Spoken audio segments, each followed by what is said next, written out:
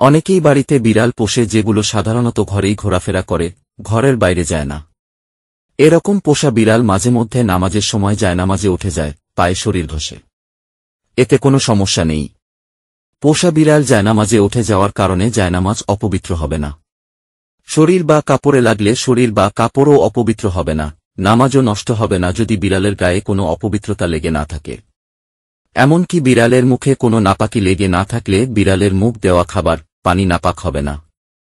কেউ যদি বিড়ালে মুখ দেয়া পানি দিয়ে অজু করে নামাজ পড়ে, তার অজু ও নামাজ শুদ্ধ হবে।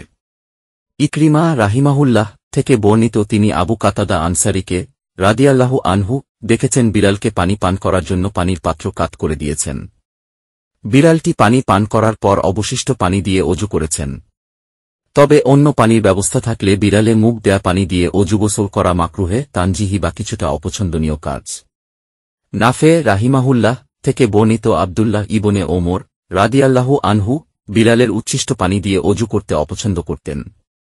ইসলামী আইন বিশারদদের মতে যদি বিড়ালের শরীরে বা মুখে ভেজা অপবিত্র কিছু লেগে থাকে এবং এটা নিশ্চিতভাবে জানা যায়, তাহলে বিড়াল শরীরে ঘেঁষে গেলে অথবা জায়নামাজে উঠলে শরীর ও জায়নামাজ বা খাবার অপবিত্র হবে, অন্যথায় অপবিত্র হবে না। ইসলামে বিড়াল পোষা জায়েজ। অনেক সাহাবী বিড়াল পালতেন বলে বর্ণিত রয়েছে। শর্ত হল বিড়ালের যথাযথ যত্ন নিতে হবে, খাবার দিতে হবে। অনাহারে রাখা যাবে না। আবু হুরায়রা রাদিয়াল্লাহু আনহু থেকে বর্ণিত রয়েছে, আল্লাহর রাসূল সাল্লাল্লাহু আলাইহি ওয়াসাল্লাম বলেছেন, জনৈক নারীকে একটি বিড়ালের কারণে শাস্তি দেওয়া হয়েছে। সে বিড়ালটিকে বন্দী করে রাখে, এ অবস্থায় সেটি মারা যায়। সে এটিকে বন্দী করে রেখে পানাহার করায়নি এবং তাকে ছেড়েও দেয়নি যেন সে নিজে জমিনের পোকামাকড় খেতে পারে। সহিহ বুখারী।